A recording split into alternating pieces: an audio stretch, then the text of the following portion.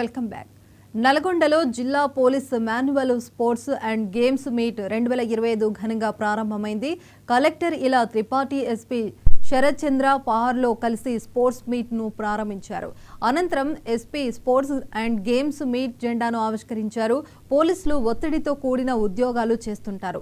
వారికి శారీరక, మానసిక ఉల్లాసం కోసం క్రీడలు ఎంతో ఉపయోగపడతాయని ఎస్పీ అన్నారు. అలాగే విధి నిర్వహణలో పోలీసులకు అవసరమైన టీమ్ స్పిరిట్ కూడా ఆటల ద్వారా అలవాటవుతుందని ఎస్పీ అన్నారు.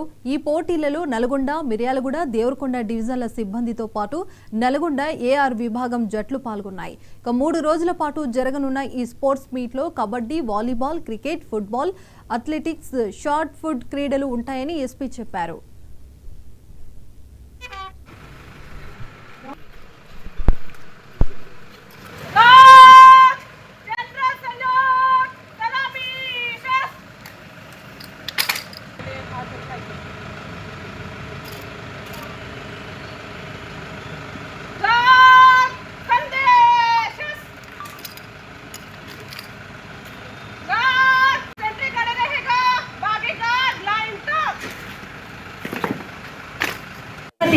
ఇలా త్రిపాఠి ఐఏఎస్ గారిని క్రీడాకారుల గౌరవ వందనం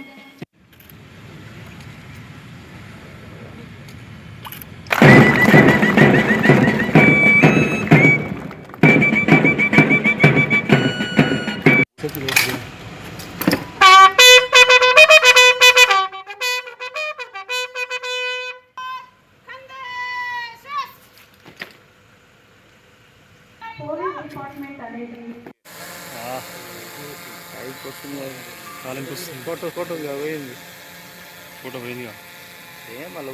గౌరవ వందనం సమర్పిస్తున్నారు.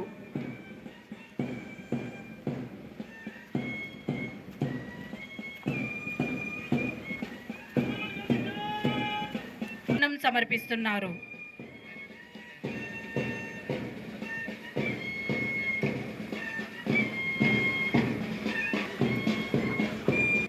ముఖ్య అతిథుల వారికి గౌరవ వందనం సమర్పిస్తున్నారు.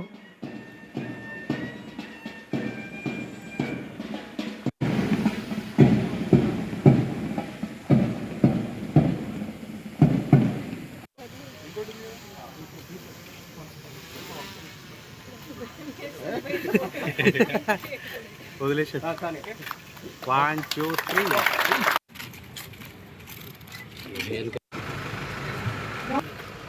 మీ యూనిట్ హెడ్గా ఎస్పీ సార్ రావడం అంటే నిజంగా మీ అందరూ మీ అదృష్టం భావించాలి. పోలీస్ శాఖ గురించి నేను ఒక 2 నిమిషం మాట్లాడతానండి.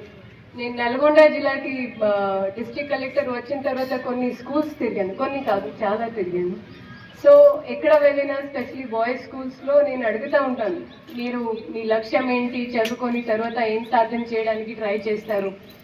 బాయ్స్ స్కూల్స్లో మీరు నమ్ముతారా నమ్మరా 90% want to join the police force.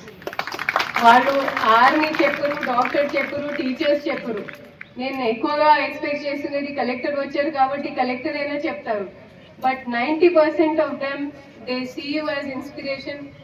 మాతో మా పోలీస్ సిబ్బంది ఉంటారు, గన్మెన్ ఉంటారు, ఫీల్డ్ విజిట్ వెళ్ళేటప్పుడు ఎస్ఐస్ కూడా మాతో వస్తున్నారు. వాళ్ళని చూసి పిల్లలు చాలా మోటివేట్ అవుతున్నారు.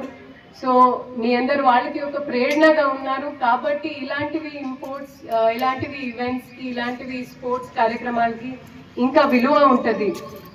మనం పోలీస్ గురించి మాట్లాడితే బయట వాళ్ళకి చాలా గ్లామరస్, చాలా ఫ్లెంబాయింట్ అనేది ఒక ఆక్యుపేషన్గా అనిపిస్తుంది. బట్ నిజంగా మీ అందరికీ తెలుసు మీరు ఎంత ఒత్తిడి, ఎంత ప్రెషర్ తట్టుకుంటారు.